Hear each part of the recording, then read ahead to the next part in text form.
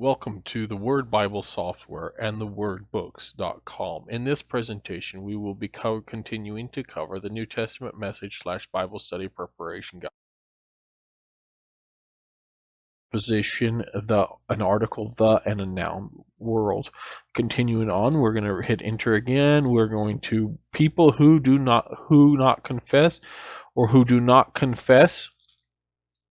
And it looks like so that's a little bit different there, but nominative phrase, usually the subject, who, nominative article, negative particle, modifying people confess. That is acting as an adjective who. You can kind of get into those things if you like. Let's do, and these ones, we're going to go down one level. This is back toward the subject. This is people. This describes up here many deceivers. And we're not going to change that around like that, but just to give you an idea, Jesus Christ is coming. And how? In the flesh. And so we bring that over. Now we have a new sentence here in the English. We're going to bring that down. And this person is a subject for this new sentence. And continuing on, we go down to the verb, bring it down, and we go a little bit further over for the verb, is the deceiver and the antichrist. So you can see how we did that here. Once again, this is kind of an equative situation.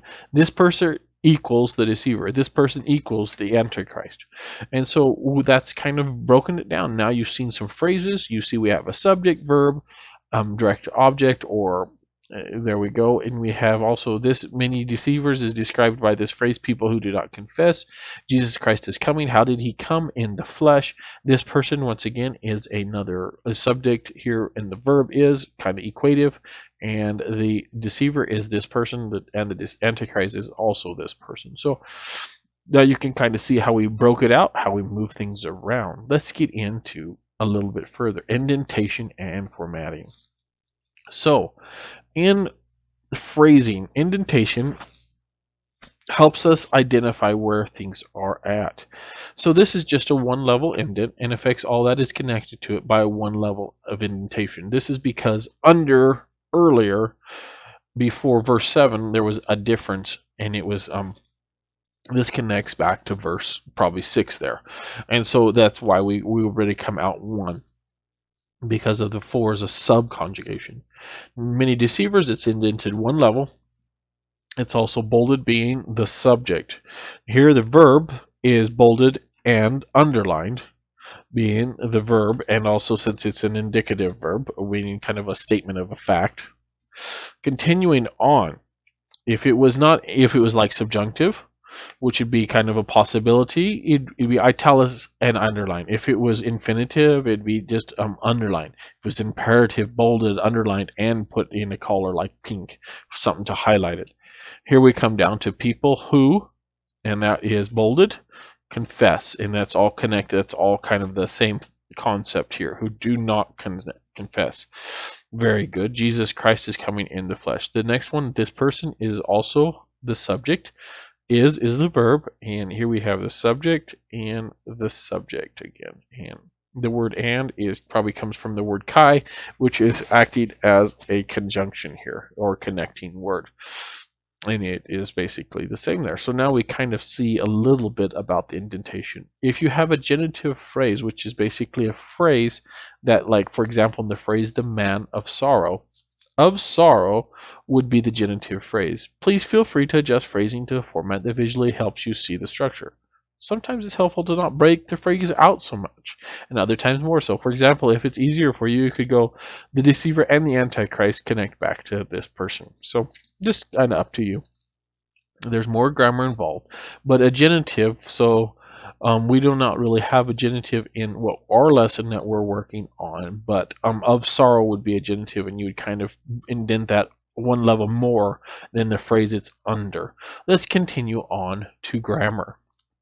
Grammar. This step depends on your level of understanding of English. It's very important. It can be helpful in understanding Scripture, but it is best to do things according to a Greek grammar.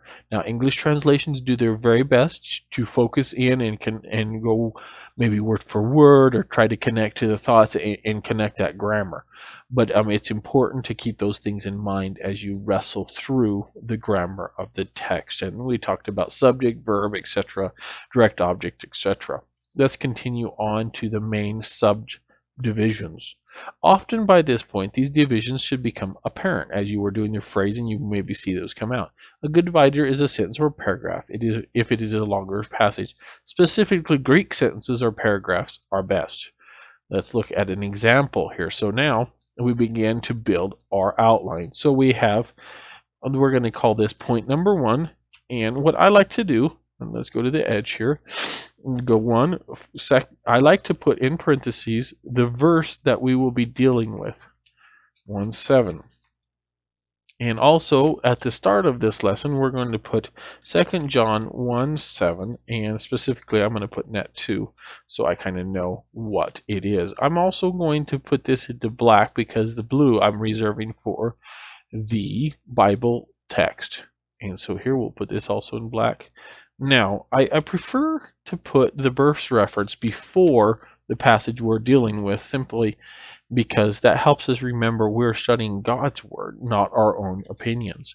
And continuing in here, we're going to have a subpoint, and that's 2 John 1:7, and that will be point A, and we'll go like that. And then I'll copy this, and I'll go down here and do that, and we have B. And so I kind of divided it based on the English sentences there. So now we have those 2 points, and in this training session we will be covering Greek text option. If you kind of know that style, and it looks like that's actually a plural one there, so you could do that kind of thing. Something, so if you don't know it, or maybe you're trying to remember it as you're preaching or teaching, you can keep that. I'm going to go ahead and take that out and just kind of have it there like that for now, and that's something you can go in. And these different Bibles, Nestle Atlanta 28, United Bible Society number 4, Byzantine 2005, SBLGNT, etc., have these different things, and you can get these morphology codes from Robinson's Morphology Analysis Codes, and you can get into that resource, which is a free resource. So here's an example of that, and it does a nice job of explaining the part of speech, the case, the number, the gender, etc. And you can wrestle with that morphology if you like, as depending on your level of understanding of the Greek language. So continuing on, and when I see the Greek language, I'm referring to the Koine Greek. So let's continue on to phrasing. And you can see we've already done some phrasing, but you will understand it a little better as this. And it depends on your Greek. Once again, you can do your phrasing in Greek, but if you need to, wait until you get to English phrasing. Basically, in this, you will divide the passage into phrases, which will help you understand the overall structure of the passage. There are several books that teach in depth on phrasing, such as Greek for the Rest of Us by William Mounce, which has a good chapter on it. The best way to understand phrasing is to see it illustrated. And so I'm going to go ahead here, and in my module there, I have it in red. So just to keep it kind of similar, I'm going to put it in red, and that'll help it make it a little bit visually a little bit more understandable. So we got for 2 John 1:7, we've already pasted that, already got that in there. You can take what you have from the Greek text comparison step and start working with it based off of what you learned in the Greek text grammar step. So we kind of work down through it. You divide the Greek out into phrases. The increase or decrease indent tools in the word are nice for keeping things aligned. And you saw how we did that. We pulled this in and out, etc. And here we intended one more level because that's the nominative. We kept verbs next to the side, being the more important part of the Greek grammar there. And we went in one more with the accusative or the direct object. We also have the nominative here again. And let's see here. And yeah, this is there. That little green thing kind of throws it off. Okay, so we remember we were having trouble here. So let's see what we have here. And looking at the morphology, we have a nominative participle. It's a plural masculine. So that would be, once again, we'll bold that because that is referring to the subject or the nominative. And we have here, let's see, they do not confess or acknowledge Jesus Christ coming in flesh. So let's look at this one. That seems to be that is a direct object or the accusative. We'll go over one like that. And I Jesu Christu, let's see if it gives us anything for that. It's going to call it accusative singular masculine and also accusative singular masculine. So, and that is talking, I believe, let's look back at this, double check. Yeah, this is referring to Jesus Christ, and those both are in the same concept there. So we put them all on the same phrasing. So let's continue down. And I'll label each phrase according to its grammar. Please note the grammar statements are general. Please consult a Greek grammar for more information. You even may choose to use morphology abbreviations. We talked about that earlier. So hoti, subconjunction, nominative phrase, usually the subject, adjective, adjective. We come down to the verb phrase, usually the most important element of the Greek sentence, and this is an indicative. Either one, even the variants are both indicatives. We come down to the next, accusative phrase, which is the direct object. We're kind of reviewing a few things. We have some preposition and then the article and then a noun. Continuing down, we have a nominative phrase, hoi me amalogonentes. So we're going to jump that up because that all connects this and this are part of the same concept. Now remember, that's one over, so this one needs to go one more over. There we go. That's a little better. And then we come down to the next one, accusative, usually the direct object of sentence. We got that. I Jesu is noun, Christon is a noun as well. So continuing on, we have the accusative adjective participle, and then we have a dative phrase, usually in direct object of a sentence. And we have a preposition and noun again. Jumping down to the next sentence, here we have a noun, which is a nominative. It's usually the subject, and this particular one is a demonstrative. And the demonstrative, if you want to see, you can see it right here. It shows up also in the morphology. Continuing on, we have the verb. And we go down, we have another nominative phrase, usually the subject, and then again a conjunction nominative phrase. And these are actually very connected, so we're going to actually jump up to the same line. And down here, I kind of separated them, but that works also. So continuing on, we have an example if you want to get into this. Actually, this is the indentation and formatting. So this, I'm going to explain the indentation just a little bit more. One level indent and affects all that is connected to it by one level of indentation. This is a subconjunctive. And it kind of jumps out and connects back to a previous phrase or comment or something like that. Now, we're going to use this level of indent as kind of the starting. So under that, we're going to jump out our nominative one more level, and it's indented level. It's also bolded. We have here the verb. If it was indicative, we would have it bolded and underlined, and no indentation. If it was a subjunctive, maybe we'd do one level of indentation and italics and underline. If it's infinitive, one level of indentation underlined. Imperative would be bold, underlined and pink. And by the way, the italics are just simply for to give you an idea here. So you would normally have all this italicized, but just gives you kind of a concept there. Continuing on, we have the accusative phrase again, and this is two levels of indentation. Continue down to the nominative phrase, one level, bold, accusative, two levels, and then dative is two levels. Well, actually, that would be three levels of indentation on that one. So the SBL GNT at this point sees this next sentence as part of the same sentence, and you can kind of see that here. It has this style of punctuation, which is the semicolon in the Koine Greek there, and it kind of continues on. Whereas the Byzantine separates it out into two separate sentences.